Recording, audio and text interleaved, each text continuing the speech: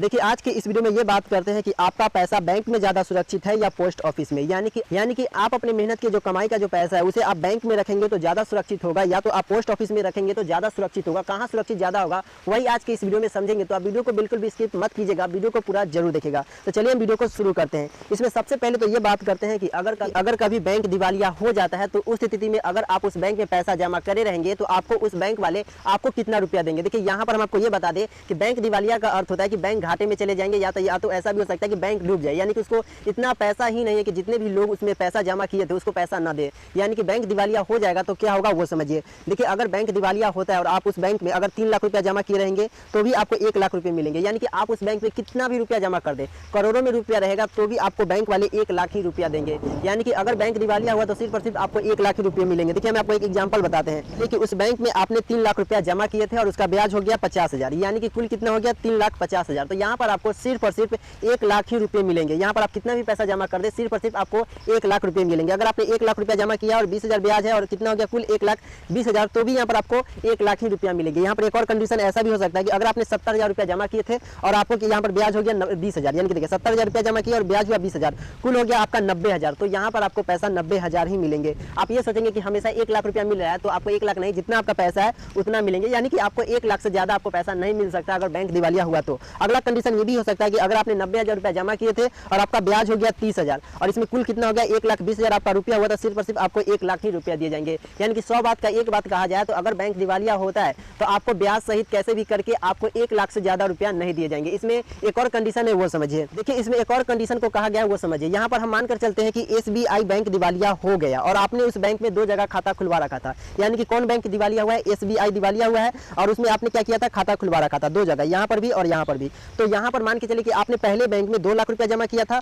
और दूसरे बैंक में आपने 3 लाख रुपया जमा किया था। तो आपको बैंक दिवालिया नियम के हिसाब से, यानी कि DICG के नियम के हिसाब से आपको इससे भी 1 लाख रुपये दिए जाने चाहिए था। यानी कि देखिए बैंक दिवालिया होता है तो आपको कितना भी पैसा जमा किए रहेंगे तो आपको 1 लाख देंगे ना। तो यहाँ पर मान के चलिए कि इसमें भी आपको 1 लाख रुपया दिए जाएंगे और इसमें भी 1 लाख। तो आप सोचेंगे कि यहाँ पर 2 लाख हमें रुपया मिलेंगे, तो ऐसा नहीं है, सिर्फ और सिर्फ आपको 1 लाख ही रुपया दिए जाएंगे। यानी कि SBI, यानी कि देखिए SBI बैंक अगर दिवालिया होता है तो आप कितने भी जगह बैंक अकाउंट खुलवाए रहेंगे उससे कोई मतलब नहीं है, सारे पैसे को इंक्लूड करके आपको 1 लाख रुपया दिया जाएगा। हम यहाँ पर एक एग्जांपल देते हैं। मान के चलिए आपने 2 बैंक में खाता खुलवा रखा है, इसमें 2 लाख और इसमें 3 लाख रुपया यानी कि जमा किए हैं, तो आपको कितने हो गए कुल 5 लाख रुपया। तो इसमें आपको 5 लाख रुपया में से दोनों बैंक मिला करके आपको, यानी कि SBI आपको कितना देगी, 1 लाख देगी। अगर मान के चलिए आपने पहले बैंक में 1 लाख रुपया जमा कर रखा है और दूसरे बैंक में 50,000, तो भी यहाँ पर आपको सिर्फ और सिर्फ 1 लाख ही रुपया मिलेंगे। अगर मान के चलिए कि आप इसमें 40,000 रुपया जमा करके रखे हैं और इसमें 50,000, तो आपको यहाँ पर 90,000 रुपये दिए जाएंगे। ये बैंक का ये एक और कंडीशन है जो कि आपको जानना बहुत जरूरी है। अगर आप एक SBI, यानी कि SBI अगर मतलब कि SBI दिवालिया हुआ है तो आप उसमें कितना भी खाता खुलवाए रखेंगे उससे मतलब नहीं है, सिर्फ और सिर्फ आपको 1 लाख ही रुपये दिए जाएंगे। अगला कंडीशन एक और है वो समझिए।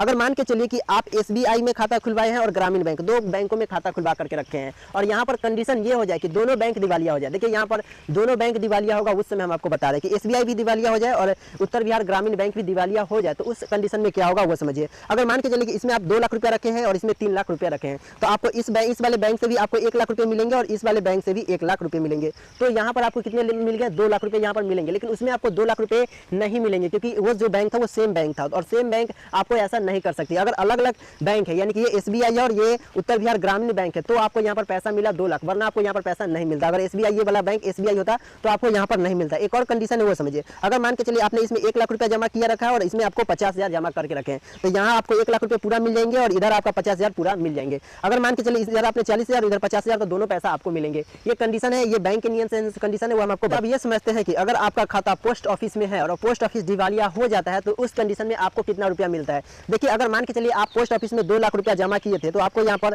2 लाख रुपये मिलेंगे। अगर बैंक दिवालिया होता है तो यहाँ पर 1 भी रुपया आपका काटा नहीं जाता है। जितना अगर मान के चलिए आपने 10 करोड़ रुपये जमा किए रहेंगे तो आपका 10 करोड़ रुपया पूरा मिलेगा। यानी कि आप जितना रुपया जमा किए रहेंगे आपको पूरा मिलेगा। अब मान के चलिए कि अगर आपने 2 जगह पोस्ट ऑफिस में खाता खुलवा रखा है तो क्या होगा समझिए। अगर आपने यहाँ पर 2 लाख रुपया पहले वाले पोस्ट ऑफिस में, मतलब कि पहले वाले पोस्ट ऑफिस के जो खाता है वहाँ पर आपने 2 लाख रुपया जमा किया और दूसरे वाले में 3 लाख, कुल मिला दिया कि कितना हो गया 5 लाख। तो यहाँ पर आपको 5 लाख का 5 लाख रुपया मिलेंगे। अगर यहीं पर अगर आप बैंक में रहते तो क्या होता है कि सिर्फ और सिर्फ आपको 1 लाख रुपया मिलता। अगर यहाँ पर भी SBI होता और यहाँ पर भी SBI होता तो अगर यहाँ पर यहाँ पर अदर बैंक होता जैसे कि केनरा बैंक हो गया, पंजाब नेशनल बैंक हो गया, अगर 2 बैंकों में खाता होता तो आपको यहाँ पर 2 लाख मिलता। अगर एक बैंक में होता तो 1 लाख मिलता। लेकिन अगर आपका पोस्ट ऑफिस में खाता है तो जितना पैसा है उतना आपको मिलता है। ऑफिस में खाता आपका है तो एक और फायदा क्या है वो समझिए। यहाँ पर आपको इंटरेस्ट में फायदा होता है, यानी कि बैंक जो इंटरेस्ट देती है उससे आपका जो पोस्ट ऑफिस वाला जो इंटरेस्ट है वो ज़्यादा रहता है। बैंक से इस तुलना में इसका जो इंटरेस्ट है वो ज़्यादा रहता है, तो कहीं ना कहीं आपके लिए ज़्यादा यूजफुल हो सकता है, यानी कि आपको ब्याज ज़्यादा मिलेंगे, यानी कि इससे क्या होगा कि आपका पैसा ज़्यादा होगा। एक अब आप खुद ही सोचिए कि आपका पैसा ज़्यादा कहाँ सुरक्षित है, यानी कि आपका पैसा ज़्यादा बैंक में सुरक्षित है